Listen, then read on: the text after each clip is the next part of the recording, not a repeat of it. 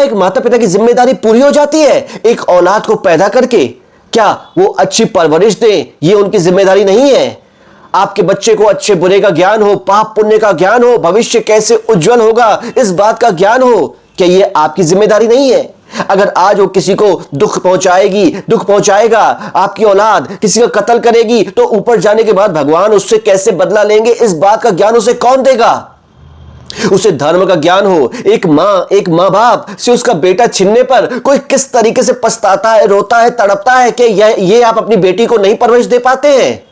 इसके बाद सबसे बड़ी कमी तो यह है कि उसके मां बाप उसे यह भी नहीं सिखा पाए कि बेटा इस जन्म के बाद भी वो ऐसा नहीं सारी कहानी खत्म हो जाएगी, इस जन्म में एक ही जन्म मिला है, जी लो, मर लो, खत्म कर लो, मजा कर लो, किसी को मार दो। लेकिन उसके मां बाप उसे क्यों नहीं समझा पाए कि तू हिंदू है और हिंदू संस्कृति, हिंदू धर्म कहता है कि इस जन्म के बाद भी बेटा सर्किल चलता रहता है, बहुत सारे जन्म लेने पड़ेंगे, 84 लाख जन्म तो हमारे वेदों और शास्त्रों में भी लिखे पड़े हैं। उसके माता पिता उसे क्यों नहीं समझा पाए कि बेटा अपने पसंद के लड़के से शादी करने के लिए तो किसी की जान ले रही है, अपने पसंद के लड़के से शादी करने के लिए तो किसी की जान ले रही है। वो जान तेरे को इतना दुख, इतना दर्द देगी, माना चलो इस जन्म में ना भी दे पाए, हमारे देश का कानून इतना बद से बदतर है कि अब वो लड़की छूटने भी वाली है जिसने केतन को मारा, केतन का कत्ल किया। लेकिन अगले जन्म में क्या होगा? तेरा पाप तेरे पास जब लौट के आएगा तब क्या होगा? क्या इसमें उस लड़की के मां बाप का दोष नहीं है? बताइए। देखिए, मैं ये नहीं कह रहा हूं कि डायरेक्टली उनके मां बाप का दोष है, लेकिन जरा सोचिए कि आप पालन पोषण, नैतिक शिक्षा और परिवार की भूमिका पर एक मजबूत राय क्यों नहीं बना पाते हैं?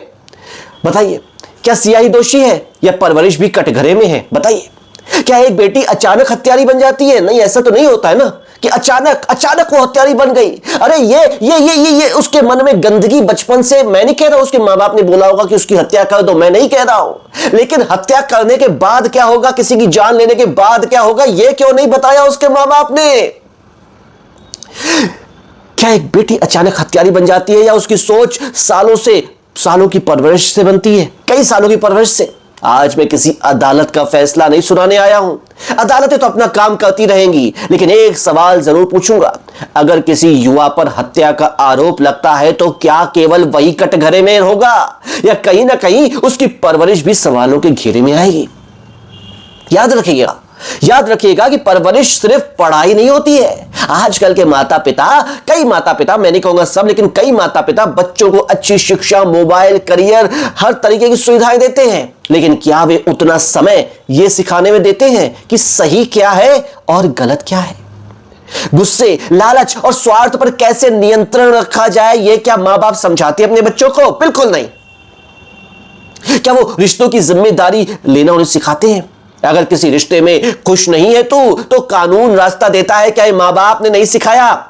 सिया के मां बाप ने उसे क्यों नहीं सिखाया कि अगर तू किसी रिश्ते से खुश नहीं है, तुझे उसमें खुशी नहीं मिल रही है, तो कानून रास्ता देगा। चल, हालांकि उसके मां बाप जबरदस्ती नहीं कर रहे थे, वो तो खुद अपने मां बाप को बता नहीं पाई कि वो लड़के में दोष है, या सॉरी, उस लड़के में बाल कम है। दोष तो कोई भी नहीं था, थोड़ा बाल कम था, ऐसा कह रही है, मुझे नहीं पता, लेकिन कह रही है। रिश्तों की जिम्मेदारी लेना क्यों नहीं मां बाप सिखाते हैं?